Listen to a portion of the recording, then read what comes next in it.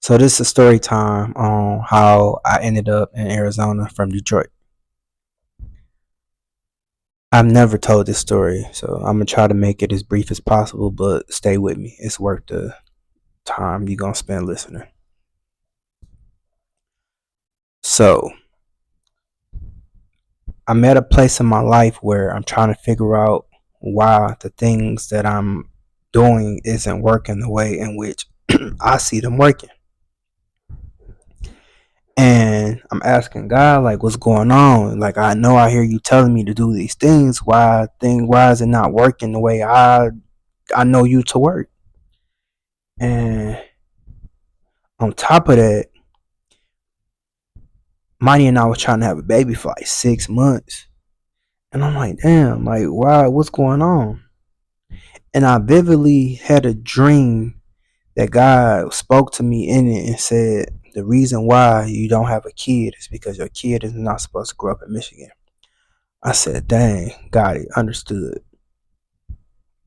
Then he took me to Abraham, where he said a prophet isn't recognized in his own home and his own city. You gotta leave, go, and I'll show you. I kept hearing it. I kept hearing it. If you watch the podcast, you know I've talked about this a few times. But I kept hearing leave, go, and I'll show. So now I gotta convince Money to get up and go so the Lord can show us exactly what he meant. So we go to North Carolina, Florida, Georgia, and Texas looking at places to stay. And out of that list, Texas was number one.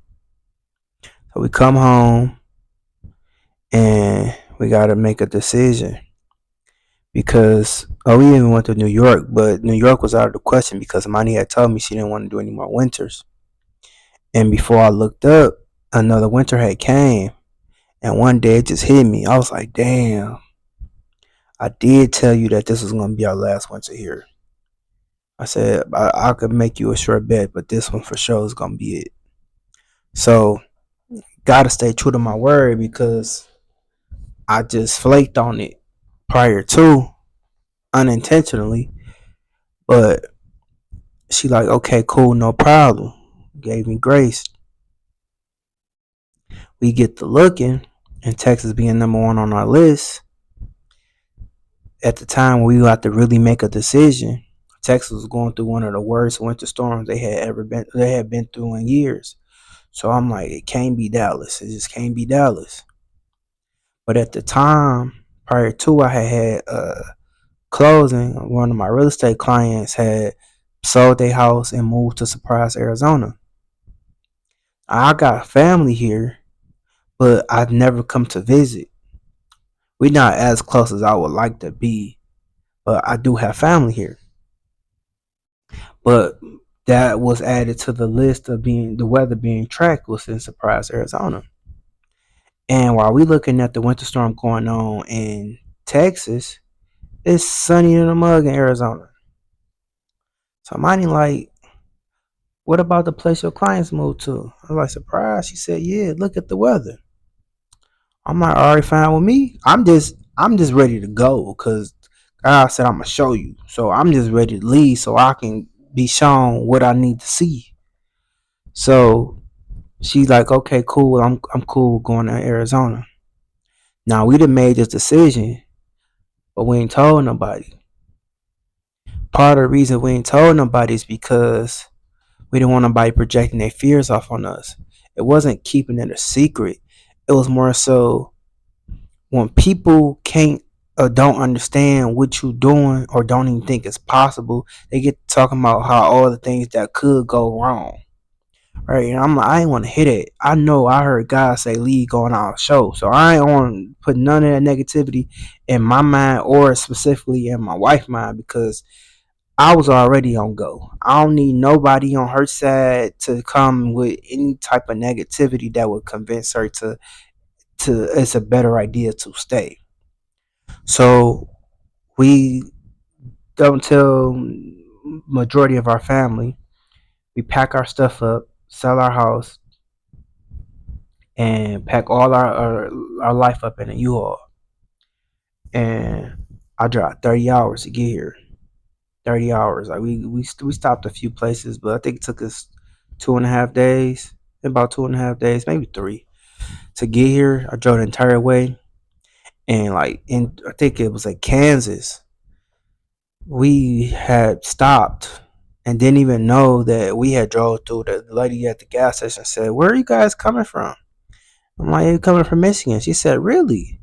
She said, it was like 7 tornadoes that touched down like on the route you guys took to get here. I'm like, "Nah," but I did know that I couldn't see from the rain that was hitting the windshield.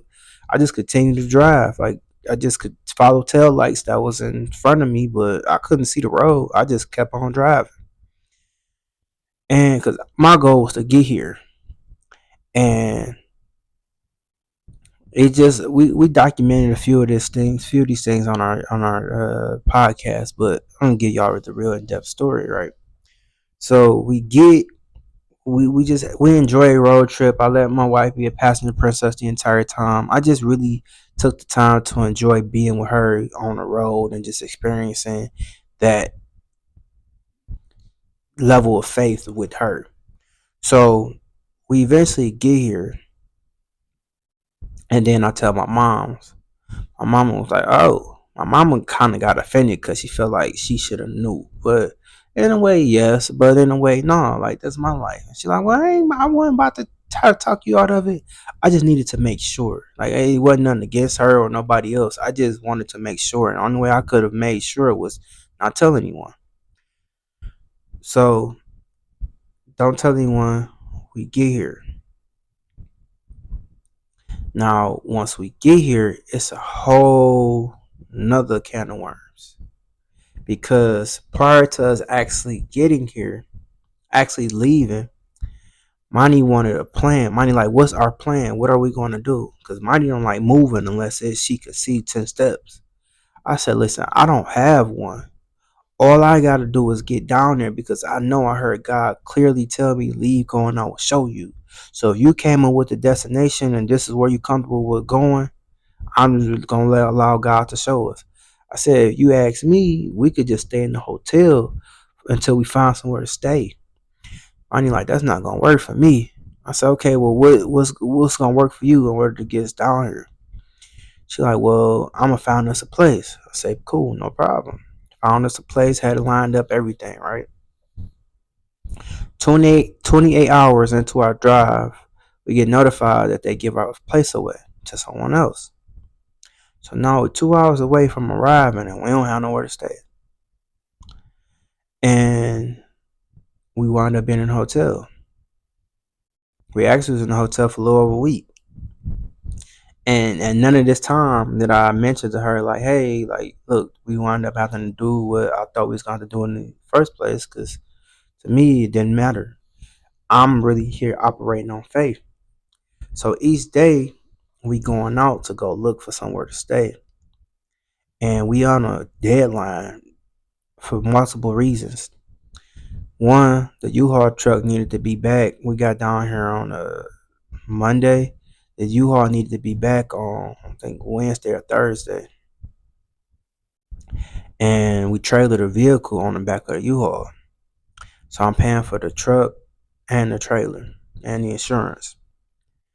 And so we and also the other deadline was that we had to be in Tampa on the following Monday. So we got things to do. Our whole life is on a U-Haul. We out riding, finding, looking at places. We eventually found a place that we like.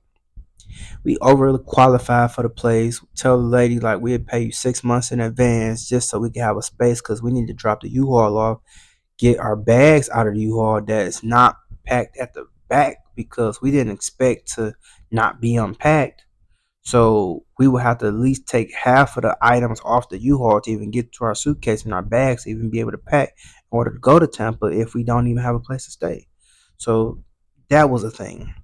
We just give you 6 months up front just so we can be comfortable enough to come move in right away, be able to unpack and settle in before we gotta go to Tampa to a conference. Lady just flat out said no, along with some other stuff. She just was not going, and I'm like, it shouldn't be this hard. Like, what are you talking about? And who's more qualified than us? She didn't like the way that we got paid. It wasn't a traditional. It wasn't a W-2, so she didn't like that idea. So no problem. I ain't even like the house that much for real because I ain't like the parking situation outside. But it was gonna be good for my baby, so I'm like, that's fine with me. Now more days coming by, we started renewing the. We not we don't have the hotel for an entire week. We doing like 2 days at a time because we're not expecting that it's gonna take this long. And then the hotel's like, oh, we don't have any room for y'all because we already sold y'all room. I'm like, how you gonna sell our room and we still in it? Well, you guys are scheduled to check out tomorrow. We already sold it. I'm like, but what if we decide to stay in it? So they like, well, we don't know. Okay, we'll figure something out. Okay, no problem. So we steady going out. It's now Thursday, Friday. I need to find these apartments. They like townhomes, but imagine Walmart parking lot with the restaurants in the parking lot as well, and at the back end of the parking lot, some apartments. That's what this place remind me of. Nice little nestled community in the back of a parking lot. But by being a desert, it's like nothing behind it. So it's just desert. Got a nice pool, everything is nice little, but it wasn't for us. Money, like I'm just gonna go on here because I know we qualify for this, and we could just be done. What you think? Nah.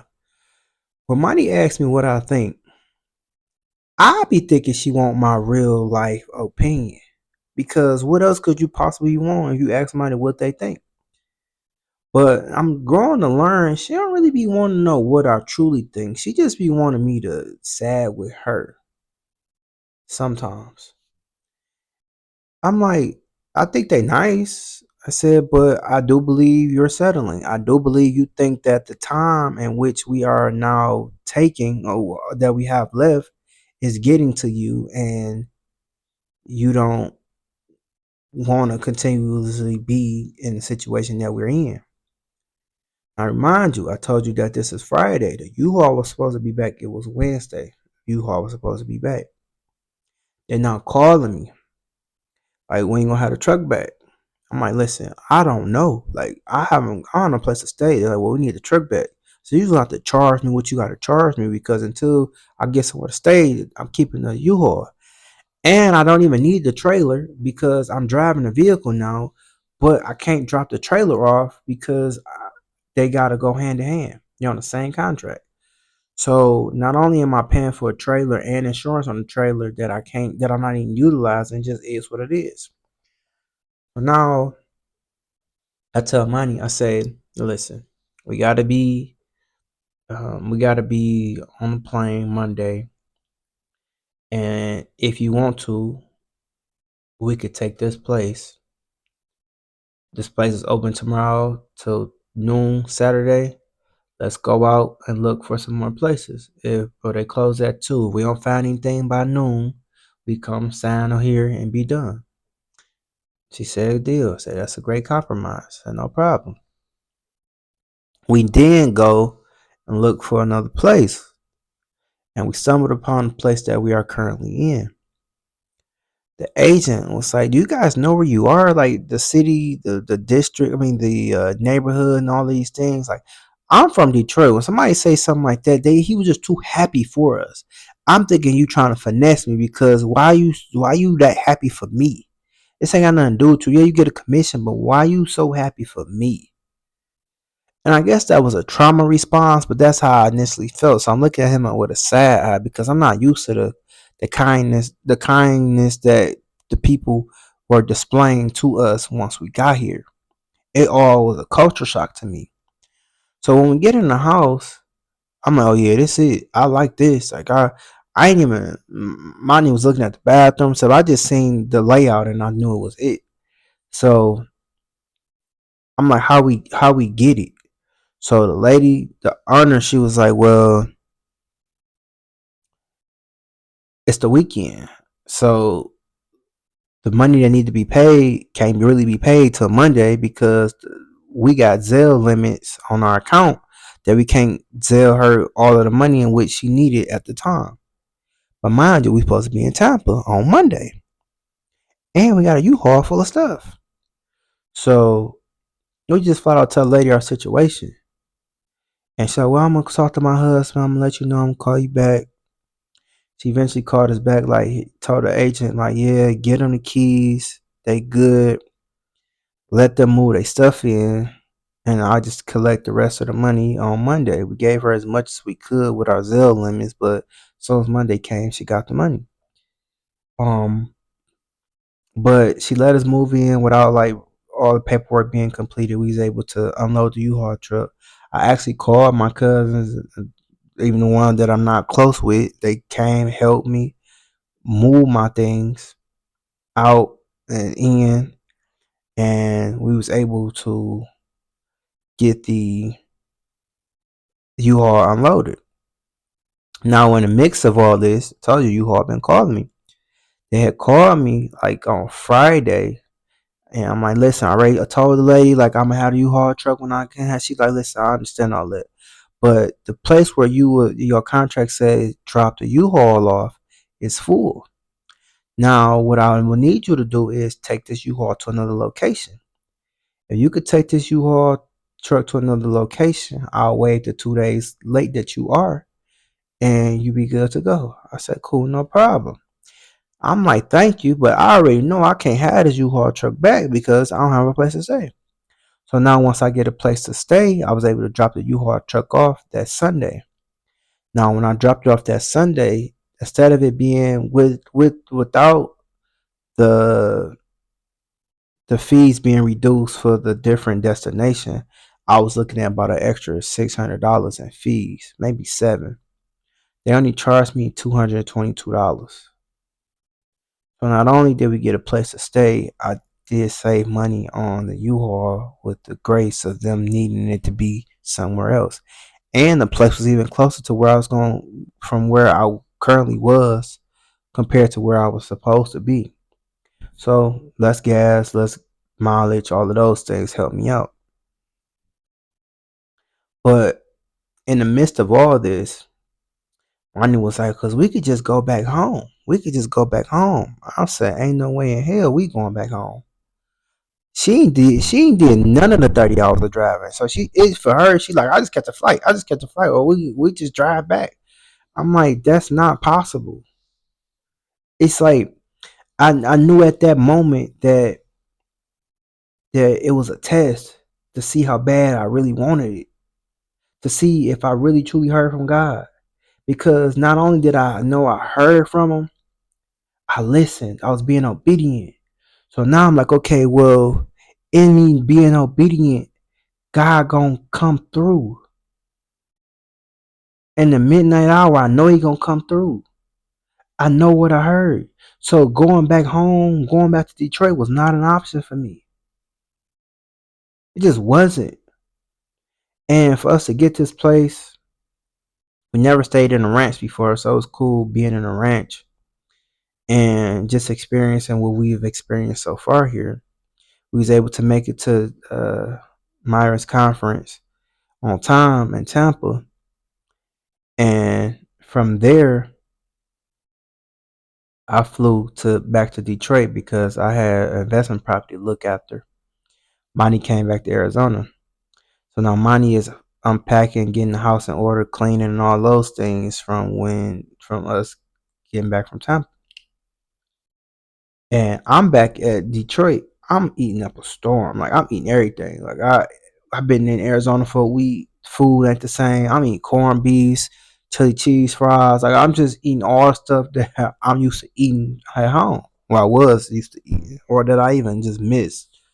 And mine eating like steak bites. She's like, yeah, I want to store cook some steak bites and some uh, guacamole, and she was eating some random stuff.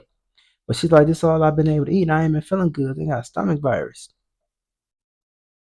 And I'm like, dang, that's messed up. I'm take care of you. I'm sending stuff to the house from Detroit. I'm having ship people come send her like juices and uh new chicken noodle soup and all of those things. So she taking that and checking on her, making sure she good. And she like, yeah, I don't know, just ain't feeling it. So I get back here, settled in, and I asked her to cook dinner for me one day. And she opened up the pack of chicken and almost threw up. She's like, I can't do the smell of food right now. And I said, okay. And I'm sitting there at the kitchen sink, and I'm like, you pregnant? She was like, no, I'm not. I said, yes, you are. I got to reflecting on how much I ate in Detroit. And I was like, I wasn't full. And my appetite was just outrageous. And I'm like, you pregnant? She said, no, I'm not. I said, okay, you are, but okay. She like, well, I'm like, just take a test. No, I don't want to take a test. And she like, well, I don't want to take a test because she's like, I don't want to be disappointed if I'm not pregnant. I said, you ain't got to worry about that because you're pregnant. I'm like, well, I ain't gonna take one. I ain't gonna take one. So I'm every day I'm asking her, take a test, take a test, take a test, take a test, take a test.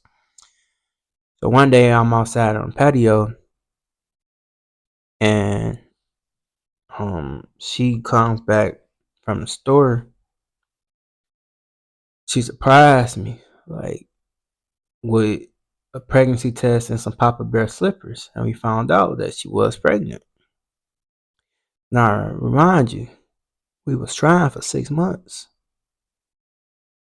When we got the best OB in the state of Arizona too, and she from Detroit.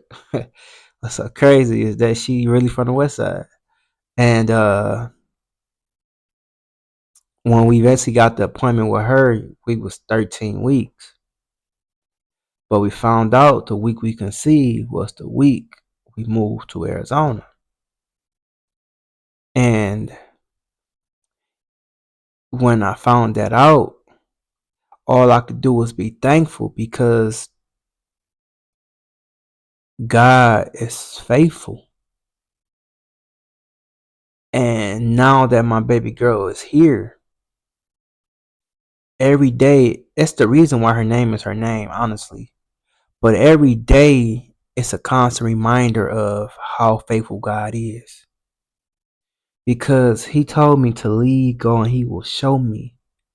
And He started showing me from week one. And I'm expecting Him to do even more great things. To me, that was just the beginning. It was so big and it was so huge of a thank you, of a obedience award reward. It was like, what else could you do?